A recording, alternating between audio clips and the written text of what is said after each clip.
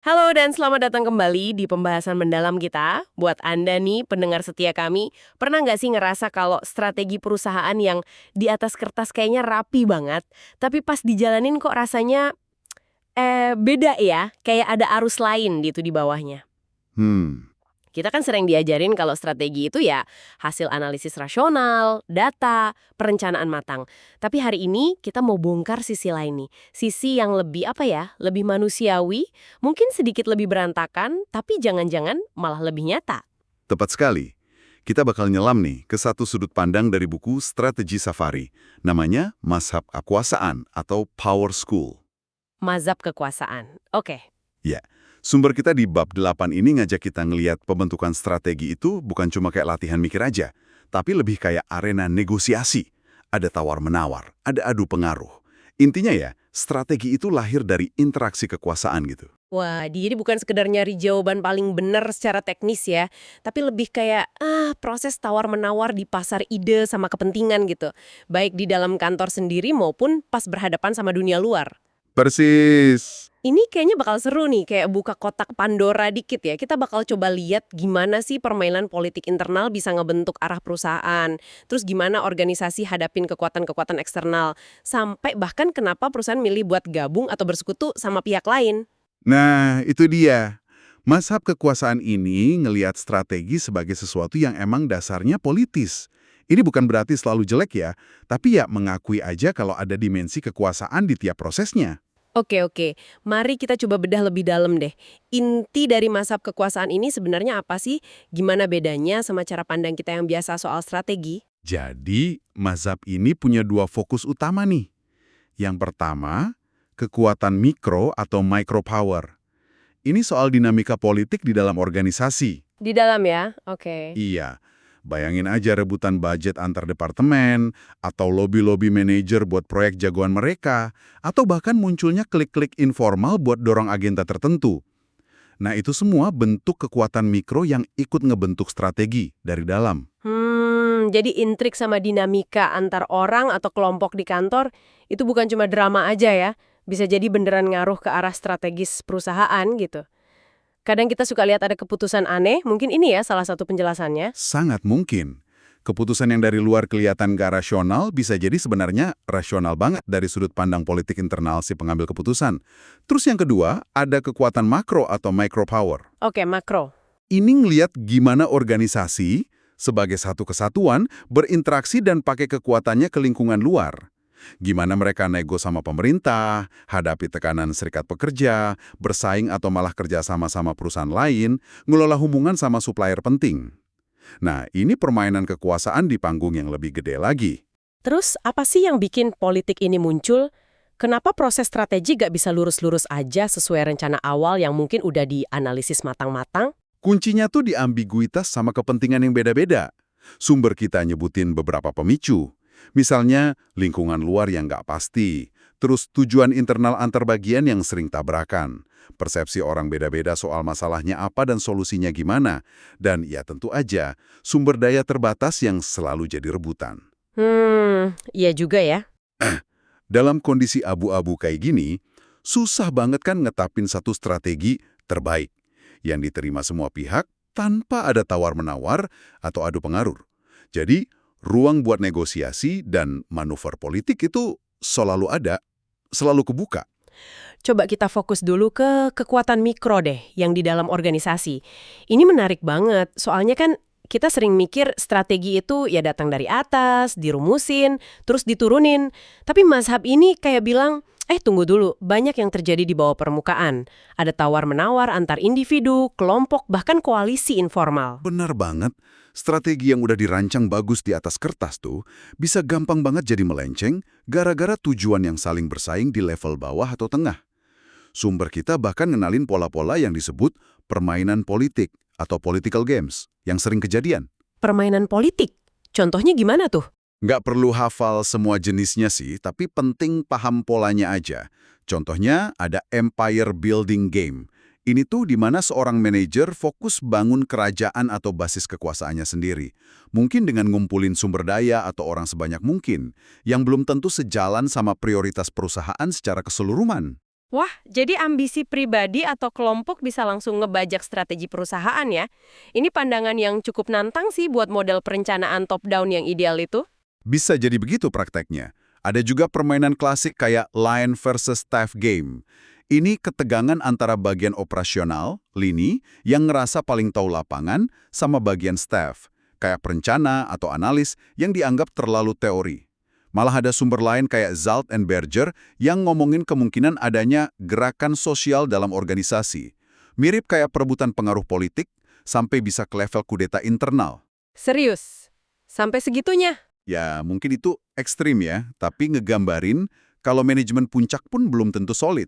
Kohesivitas mereka bisa berubah tergantung isunya apa, dan jangan lupa, unit atau kelompok di level bawah juga punya cara buat ngaruhin atau bahkan nyabotase lah implementasi strategi. Wah, ini bener-bener ngebalikin gambaran rapi soal perencanaan strategis ya. Buat Anda yang denger ini, pernah nggak sih ngelihat dinamika kayak gini? Di mana keputusan penting tuh rasanya lebih kayak hasil kompromi alot antar berbagai kepentingan daripada sekedar analisis data yang dingin. Kayaknya ini cukup umum terjadi ya nggak sih? Umum banget. Nah, yang menarik di sini nih, meskipun kita sering nganggap politik internal itu jelek ya, bikin pecah belah, buang waktu, hasilnya nggak optimal, mazhab kekuasaan ini juga nawarin sudut pandang lain. Politik internal, dalam kondisi tertentu, justru bisa punya manfaat. Manfaat. Politik kantor bisa bermanfaat ini agak aneh kedengarannya. Gimana caranya sesuatu yang sering kali negatif malah jadi positif buat strategi? Logikanya gini, di organisasi kan ada sistem yang sah, yang legitim buat bikin keputusan, jabatan formal, budaya yang disepakati, keahlian teknis yang diakui. Tapi kadang, sistem legitim ini macet, terlalu kaku, atau malah nggak relevan lagi buat hadapin tantangan baru. Oke, terus? Nah, pas sistem legitim ini nggak jalan, politik yang mungkin pakai cara-cara informal atau nggak resmi, bisa jadi kendaraan buat dorong perubahan yang sebenarnya dibutuhin, dan sah, legitim, buat kelangsungan hidup organisasi, gitu. Bisa kasih contoh nggak? Gimana politik ini bisa berfungsi positif? Sumber kita nyebutin beberapa fungsi. Misalnya nih, politik bisa jadi saluran biar argumen-argumen kuat, tapi nggak populer. Tuh tetap didengerin pas debat strategi. Bayangin ada ide bagus dari kelompok minoritas yang mungkin tenggelam kalau lewat jalur formal aja. Masuk akal. Politik juga bisa jadi alat buat dobrak status quo atau birokrasi yang ngehambat perubahan penting. Atau sebaliknya, politik bisa dipakai buat percepat implementasi strategi yang udah diputusin. Caranya, ya bangun koalisi pendukung biar jalannya mulus. Jadi kalau politik itu nggak selalu buruk dan malah bisa bermanfaat, artinya manajer perlu tahu dong cara ngelolanya. Bukan cuma hindar aja. Ada panduan praktisnya nggak dari sumber kita? Betul banget. Ngakuin realitas politik itu langkah pertama. Ada penulis, Macmillan dan Guth, yang ngasih saran praktis banget. Intinya, jangan naif, akui aja politik itu ada, dan kelola secara aktif. Jangan anggap remeh pentingnya bangun dukungan dan komitmen. Mereka juga nyaranin pakai alat-alat politik secara sadar. Bukan buat licik ya, tapi buat navigasi. Alat politik? Maksudnya gimana tuh? Contohnya apa? Misalnya, konsep satisficing. Ini seni nerima hasil yang cukup memuaskan aja. Soalnya kalau ngejar hasil optimal secara teori, malah berisiko gagal total karena mentok tembok politik internal. Mending dapat 70% dari rencana tapi jalan, daripada ngotot 100% tapi macet total kan? Oke. Realistis ya berarti. Ya, atau pakai equifinality. Ini kesadaran kalau tujuan yang sama tuh seringkali bisa dicapai lewat jalur yang beda. Kalau satu jalur kehalang kepentingan politik tertentu, ya cari jalur alternatif yang lebih bisa diterima banyak pihak. Intinya sih fleksibilitas sama realisme lah dalam hadapin dinamika kekuasaan. Ini benar-benar pengakuan ya kalau strategi itu nggak hidup di ruang hampa analisis, tapi ya di tengah realitas sosial yang kompleks. Nah sekarang gimana soal kekuatan makro? Kita geser fokus keluar organisasi nih. Perusahaan kan interaksi sama banyak pihak luar yang punya kekuatan. Supplier, pelanggan gede, pemerintah, pesaing, serikat pekerja. Benar. Disinilah kita ngomongin apa yang disebut Favor dan Salanchik sebagai kontrol eksternal organisasi. Sudut pandang kekuatan makro ini ngelihat strategi sebagai upaya organisasi buat, pertama, ngelola berbagai tuntutan dari aktor-aktor luar ini yang seringkali saling bertentangan. Oke. Kedua, secara cerdik manfaatin hubungan sama aktor luar ini buat keuntungan strategis perusahaan. Gimana caranya ngelola tuntutan yang datang dari banyak arah itu? Misalnya, investor pengen untung cepet, karyawan pengen gaji naik, pelanggan pengen harga murah, pemerintah pengen pajak lebih tinggi. Kan kayaknya bentrok semua tuh. Nah, Pfeffer dan Selancik ngidentifikasi beberapa taktik. Salah satunya sequential attention to goals, alias merhatiin tujuan secara bergantian. Mungkin kuartal ini fokus nyenengin investor dulu pakai efisiensi, kuartal depan fokus ke program karyawan, terus berikutnya fokus ekspansi pasar. Nggak nyoba muasin semua orang sekaligus gitu. Oke. Terus ada lagi? Taktik lain yang ngelola informasi secara strategis. Kapan mesti transparan, kapan mesti nahan info buat ngelola ekspektasi, atau mainin satu kelompok kepentingan lawan kelompok lain. Misalnya, pakai tekanan biaya dari supplier sebagai argumen buat nolak tuntutan kenaikan gaji yang ketinggian. Selain ngelola tuntutan, organisasi juga bisa coba ngurangin ketergantungan ke pihak luar tertentu kan ya? Biar nggak terlalu ditekan gitu. Tentu, itu pilihan strategis lain. Bisa cari supplier alternatif, diversifikasi pasar, atau bahkan integrasi vertikal. Intinya, yang ngurangin daya tawar pihak luar yang terlalu dominan. Nah, selain bertahan dari tekanan luar, mazhab kekuasaan ini juga ngeliat gimana organisasi bisa proaktif, pakai kekuatannya keluar. Ini yang disebut manuver strategis atau strategic maneuvering. Wah, ini pasti bagian yang seru nih. Porter ngebahas ini di konteks industri oligopoli, yang pemain besarnya cuma sedikit. Di situ kan, langkah satu perusahaan bakal ngaruh banget dan dipengaruhi sama langkah pesaing. Iya. Jadi, perusahaan perlu aktif ngirim sinyal, ngasih ancaman terselubung, atau nunjukin komitmen kuat ke satu arah strategis buat ngaruhin perilaku pesaing, biar nggak terlalu ngerugiin. Bruce Henderson dari BCG malah lebih tajam lagi ya pandangannya, soal ngebujuk pesaing biar nggak main terlalu keras gitu. Iya, Henderson lebih nekenin aspek persuasi yang sifatnya psikologis, intuitif. Kuncinya tuh pahami pertarungan terbesar pesaing Anda, gimana mereka ngelihat diri mereka sendiri, terus secara cerdik pilih medan perangnya. Kasih sinyal yang jelas soal niat Anda, dan fokus kerahin sumber daya. Di sini, strategi benar-benar dilihat kayak seni siasat, ploy buat ngalahin lawan, bukan cuma analisis pasar doang. Menarik banget ini pergeseran dari mikro ke makro. Dan kalau kita lihat tren bisnis sekarang nih, banyak banget kan bentuk kerjasama antar perusahaan. Apa ini juga bagian dari permainan kekuatan makro? Tepat sekali. Ini evolusi penting dalam kekuatan makro. Kita lihat kan menjamurnya jaringan, networks, strategi kolektif strategi, usaha patungan, joint ventures, aliansi strategis, strategic alliances, sampai strategic sourcing. Banyak banget istilahnya ya. Iya. Ini semua bentuk-bentuk di mana pembentukan strategi itu nggak lagi terjadi di dalam satu perusahaan aja, tapi udah melibatkan negosiasi dan kerjasama sama mitra di luar. Bisa dijelasin dikit nggak beda mendasar antar istilah-istilah itu? Kadang kedengeran mirip soalnya. Intinya sih di tingkat keterikatan sama tujuannya. Kalau networks itu lebih ke ketergantungan umum antar organisasi dalam satu ekosistem. Kolektif strategi itu pas beberapa organisasi secara sadar kerjasama buat capai tujuan bareng yang mungkin susah dicapai sendiri, misalnya bikin standar industri bareng. Nah, strategic alliances itu payung besarnya, nyakup macam-macam bentuk kerjasama, dari yang ringan kayak lisensi silang atau iklan bareng sampai yang lebih dalam. Kalau joint venture itu spesifik ya, ada modal bareng di perusahaan baru. Terus cooperative agreements itu lebih ke kerjasama non-modal, kayak kontrak jangka panjang atau waralaba. Benar. Dan strategic sourcing, itu pas perusahaan secara strategik mutusin buat beli dari luar, outsourcing.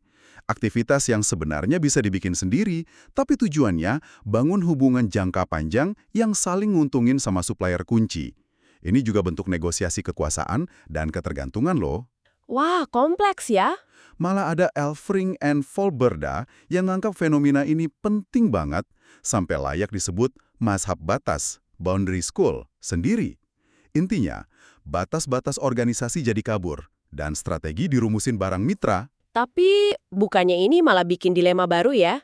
Kita kerjasama sama perusahaan lain, tapi di area lain mereka bisa jadi pesaing kita. Gimana tuh ngelola tegangannya?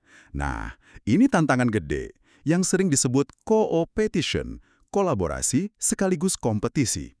Si Hamel dan kawan-kawan nawarin beberapa prinsip penting yang mereka sebut keunggulan kolaboratif. Apa tuh kuncinya? Kuncinya, sadar kalau kolaborasi itu tetap bentuk kompetisi lain, terutama soal siapa yang paling banyak belajar dari kemitraan itu. Harmoni total itu bukan tujuan utama. Konflik yang dikelola baik malah bisa sehat. Dan yang paling penting, terus belajar dari mitra Anda, karena mereka pun kemungkinan besar lagi belajar dari Anda juga. Ini bawa kita ke pertanyaan gede sih. Apakah tren aliansi dan jaringan ini bikin kompetisi jadi makin liar? Atau sebaliknya, malah nyiptain semacam kekangan raksasa, giant straitjacket gitu? Di mana semua perusahaan jadi terikat dalam jaringan yang kompleks dan susah gerak bebas? Itu pertanyaan krusial yang belum ada jawaban pastinya. Mazhab kekuasaan ini ngingetin kita kalau tiap langkah ekonomi, termasuk bikin aliansi, selalu punya konsekuensi politik dan kekuasaan. Siapa yang untung, siapa yang rugi, gimana keseimbangan kekuasaan berubah.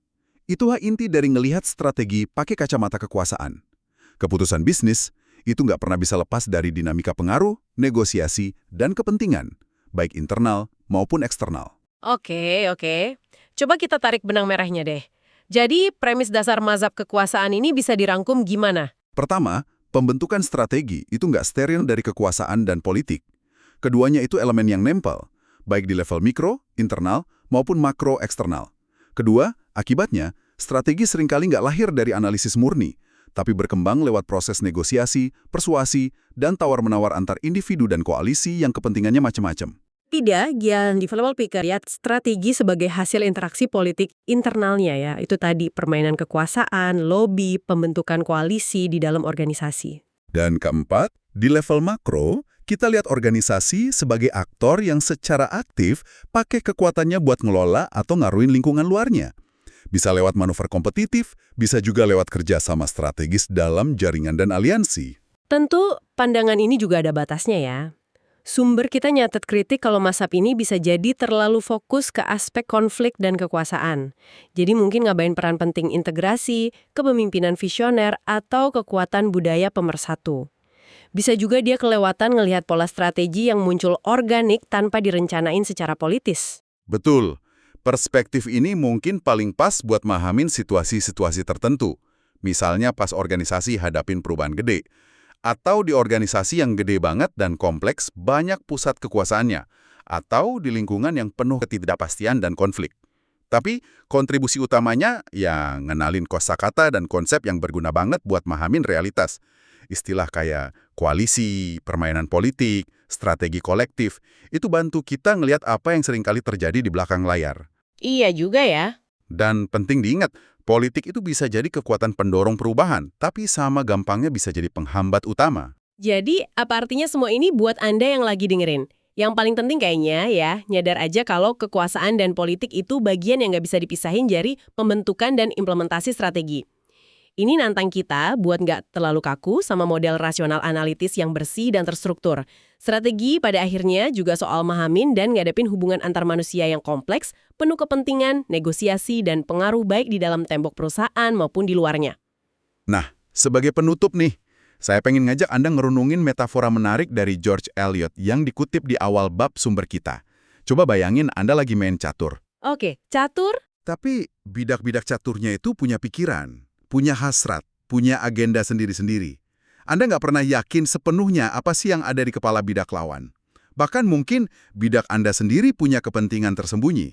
Pion Anda mungkin nggak suka sama Anda karena ngerasa cuma dijadiin alat. Wah, dalam juga ya. Nah, kalau kita memahami strategi sebagai permainan catur politik kayak gini, dengan segala ketidakpastiannya, kepentingan tersembunyinya, dan dinamika antar bidak, gimana hal itu ngubah cara Anda ngamatin atau bahkan ikut serta dalam proses-proses strategis di sekitar Anda, baik itu di tempat kerja, pas negosiasi bisnis, atau bahkan di organisasi sosial yang Anda ikuti. Gimana kira-kira? Pertanyaan yang bagus banget buat direnungkan. Paham permainan di balik permainan ini bisa jadi kunci buat jadi lebih efektif ya. Terima kasih banyak sudah menyimak pembahasan mendalam kita kali ini. Semoga wawasan tentang mazhab kekuasaan ini ngasih Anda lensa baru buat ngelihat kompleksitas dunia strategi. Sampai jumpa di pembahasan berikutnya ya.